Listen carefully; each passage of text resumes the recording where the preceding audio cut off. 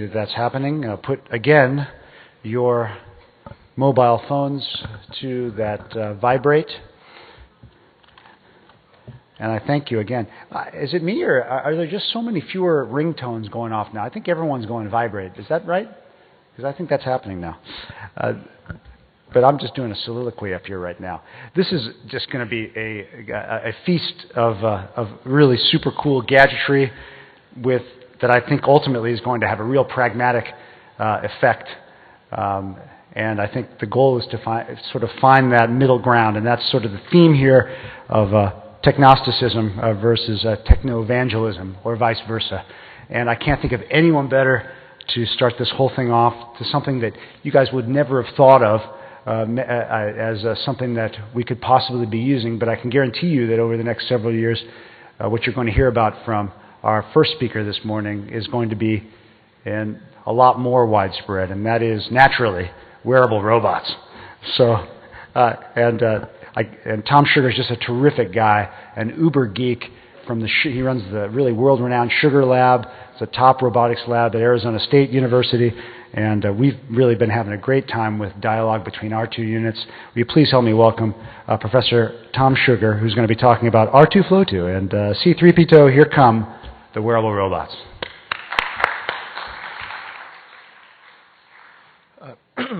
Thank you, David. This morning, I'm going to talk about wearable robots. I'm not from your community, so I apologize if I make some mistakes. But we are in this field of wearable robots, and I assure you that I agree that they are coming.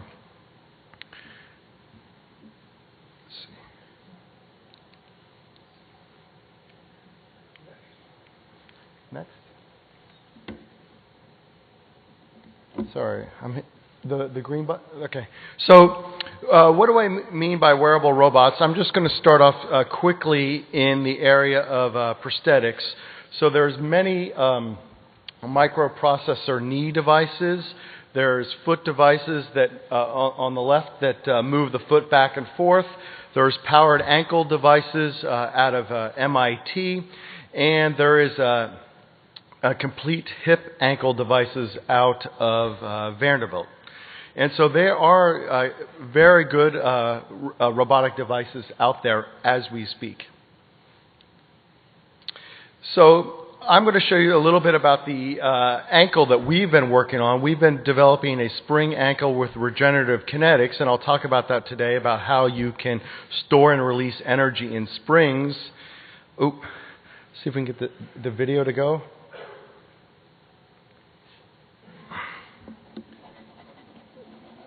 Sorry.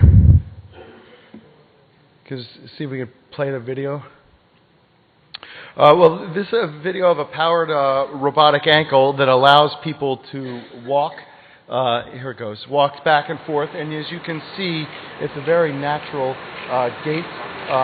He is missing an ankle and a foot. He can naturally walk down stairs, take 2 nice steps, and then keep going down the stairs.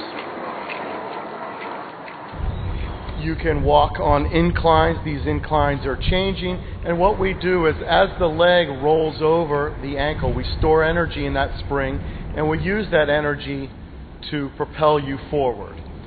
And we also have what we call a continuous approach. So we measure the angle of motion of the shank, and that tells us how to move the ankle. I'm going to just let you watch this for a second. This is a completely autonomous robotic device. You can walk over uneven terrain. We're doing running and jumping at this point. This work was done for the military, to work in the military amputee research program. So what are the challenges to these devices? First off, let me tell you this, that 95% of the wearable robots out there are too heavy, they're large and clunky, and they actually make it harder to walk. And what I mean by that is, if I put a device on that weighs 2 or 3 pounds, my metabolic cost goes up, and when I turn the motors on and turn the electricity on, does that metabolic cost go down or back down to normal? And I would argue there's only really two groups out there, MIT and ASU, that have shown robots that have metabolic augmentation. So if someone comes to you with the greatest robot, ask them the question, does it actually pay its way? Most bionic devices do not seamlessly interact with the user. They, in fact, impair the gait motion. Typically, you have to do a little trick to get the robotic ankle to work, or you have to kind of move your leg back and forth, and then the robot will start. They're typically not intuitive, and they typically use standard controllers from the robot community, and I would argue that we don't want to do that as well. So what has been our approach at ASU? It's been this circular approach where we look at the human body, we study the gait, we study the biomechanics, we're very human-centric. We want to try to understand how the human works so that we can build robots with the human. We're looking at this idea of continuous control. Most, probably 95% of the robots out there, they use what they call fuzzy logic or state-based control, and they say, if my foot is flat, do this. If my heel comes up, do this. If my toe comes up and I'm in swing phase, do this. And I started in the stroke rehabilitation world, and I would be yelling in the person's ear, heel strike, and I'm trying to force them to follow a pattern, and they couldn't follow a pattern. So that's why we got into this continuous approach. You have to really think about system efficiency. You've got to store and release energy properly. Because if the device is too heavy, the metabolic cost goes way, way, way up, and the devices won't work. Lastly, our lab has always thought about this idea of compliant actuators, where you're going to use springs to naturally store and release energy. So let's talk just a little bit about the ankle. The only reason I'm going to pick the ankle is it's a very, very hard joint to work on. You've got high powers. Why do you have high powers? Well, you've got large plantar flexion angles with large moments. That gives you these huge powers, and how can I build a device that can do 250 watts of push-off power?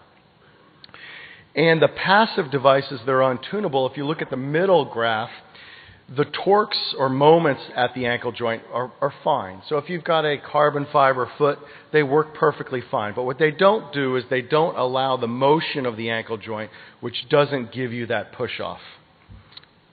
And then typically most people wearing a passive ankle use 20 to 30% more metabolic cost on average. So let's focus again on this idea where your plantar flexion, you have your toes down and you've got to have a lot of power, and how am I going to build a robot that can naturally do that? Well, I've got this 250 watts of peak power, and I'm going to do that by using springs. And basically, as the shank rolls over the ankle, I'm going to pull up on the spring, the human's going to pull down on the spring, and I'm going to store energy in that spring. And then my motor is going to continue to pull up on that spring, and I'm going to continue to go in for a push-off. And that way, I can use a very efficient system. And so we have what we call a robotic tendon actuator, where we have a spring in series, but this spring is significantly softer than most of the devices out there, and it allows you to store energy. So as the, let's see if I can... As the ankle goes up into dorsiflexion and then down into plantar flexion, my motor just drives in one direction and stores that energy. Why am I using springs? Springs are 300,000 watts per kilogram, where DC motors, the best ones you can buy, are about 300 watts per kilogram. Springs are very efficient. Springs are lightweight. They're economical, and they're very compliant. And so I have safety built in. And so if I look at these spring technologies that we've been working in, it just gives you this natural efficiency. People have always talked to me about, well, I'll just put a motor down there and I'll store energy in the battery, and then I'll take that energy from the battery and bring it back. But it doesn't work well. It doesn't work well because your energy would have to go through the transmission system, store it in the battery, and then your energy would have to go back through the transmission system. And it's just not going to be as efficient as storing the energy right where you need it and then giving yourself a powerful burst. So some data here is in a direct drive system, you would typically need about 40 joules of energy in a 250 watt motor. And there's just no way you could build a wearable robot that way. But if you look at the normal gate, if I was to integrate underneath the curve and get the negative energy and the positive energy, I'd have 20 joules of energy. So with a robotic tendon, you need about 21 joules of energy, and you need about a 50 or 60 watt motor. So that's doable. You can put a small motor down at the ankle that's a 50 watt motor instead of a big 250 watt motor. So this is data that we had. We've got the red line is able-bodied data from winter we've also looked at some others. And then the blue data is the actual data of someone walking on a treadmill. So with a robotic ankle, we can give 10 degrees of dorsiflexion, 23 degrees of plantar flexion, and we can follow a nice gait pattern. If we look at the moments, we can give people up to 100 Newton meters of torque. So our moments match well. And if we look at powers, and if we look at the blue lines, we typically get 4 times power out than power in. I can't make magic. If you need 20 joules of energy for walking, you need the 20 joules of energy. But what I can do is reduce the peaks. So you could think of this as like a flywheel or a spring. I'm going to store energy in a system, and then I'm going to release that really quickly. So what were our key accomplishments? We can get full range of motion. We've got 100% of the required power. We typically get peak powers that are 3 to 4 times greater than the motor power, and that's because the spring explodes and releases that energy. And we give a high active amputee functionality. But for this group, what I wanted to add for this talk is that we have been working with K2 and K3 level walkers as well. And in fact, we find that powered ankles make the lower level walkers even better. So if you take a high active K4 person, they're already good on a carbon fiber foot. But if you take someone that can't walk very well, so we had a person with vascular disease, and he typically walked maybe 1 mile an hour. Well, with our robotic ankle, he was walking 3-4 miles an hour consistently. And he actually lost weight in the 6 weeks that we were working with him because he was coming to the lab, walking on a treadmill 30 minutes to 1 hour a day, 3 times a week, and he was very active. So I would argue to you that these powered devices are actually going to really help the low-end walkers. The next part of the talk is, the first part of the talk was you've got to have spring systems to make really efficient systems. The second quick part of the talk is you have to have continuous control approaches, I believe. You have to add energy at the right time. So what we do is we think about this idea of you pushing your child on a bike, or on a swing, excuse me. So you push the swing at the right time, and you just add a little bit of energy at the right time. And we just want to add the energy at the right time to keep that gait cycle moving. This is different than all the other robotics people. Most of the robotics people say, I've got this ankle joint, and I'm going to do feedback control about this ankle joint, and I'm going to force you to move back and forth. I would argue that that's not a good method. So we've developed this phase oscillator method. And what do I mean by a phase angle? We are going to study the phase angle of the shank, and that's going to allow us to put energy into the system.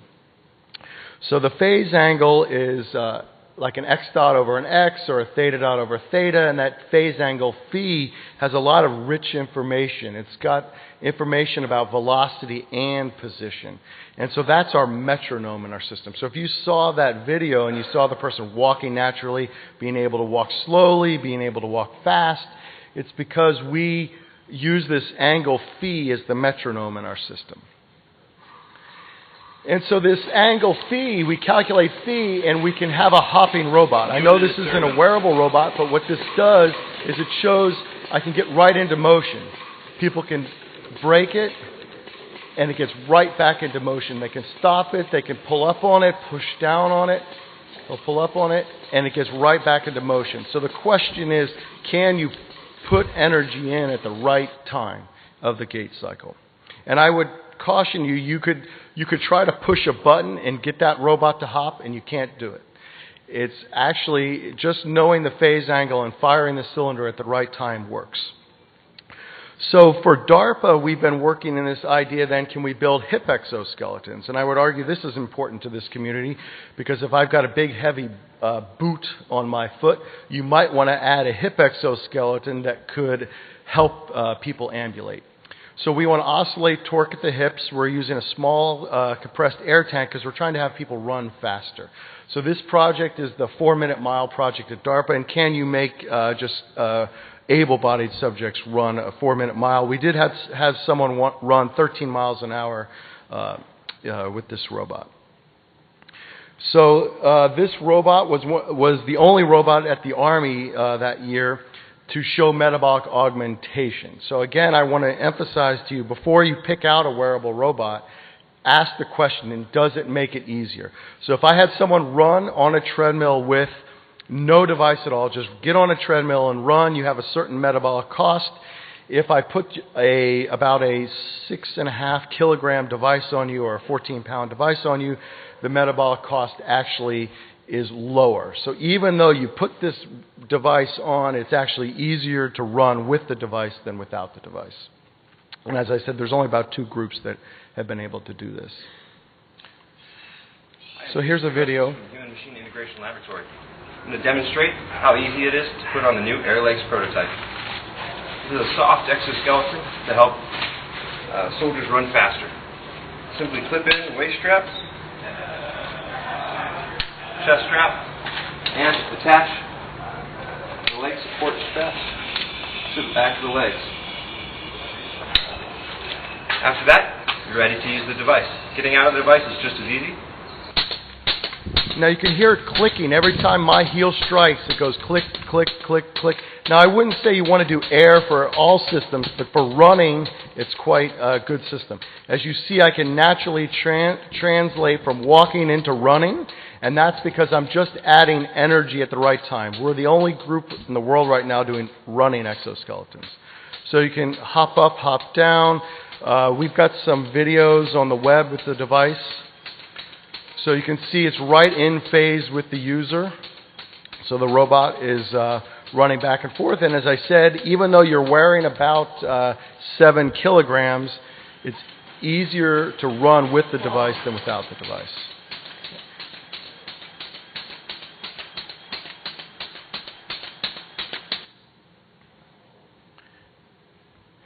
So what is our vision? Our vision, at least as a take-home message, is that we're using springs to store and release energy at the right time. We believe you need energy storage so that you can build lightweight robots. Because if your robot is more than 5 or 6 kilograms, I don't believe you can reduce metabolic cost after you put on that much weight. You've got to reduce the power and energy requirements of these systems. These robotic ankles that can store and release energy, we can use 1 battery for 5,000 steps, or about 8 hours of use. So the battery technology is not the problem anymore. We also believe that the robot should follow the user. You should have very good continuous controllers. We don't use simulated compliance. We actually add springs into the system.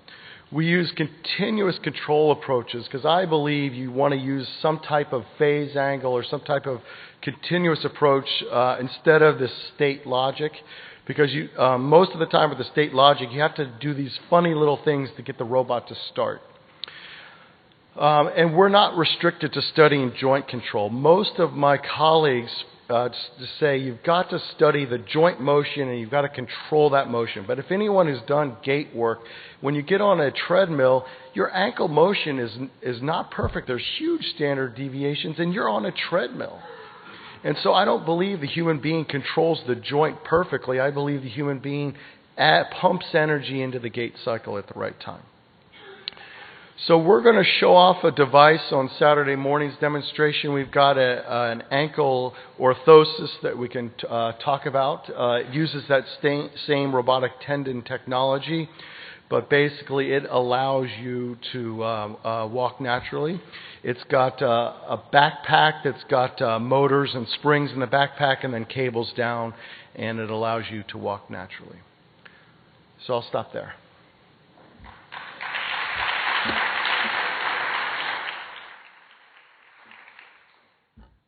Tom, that was awesome.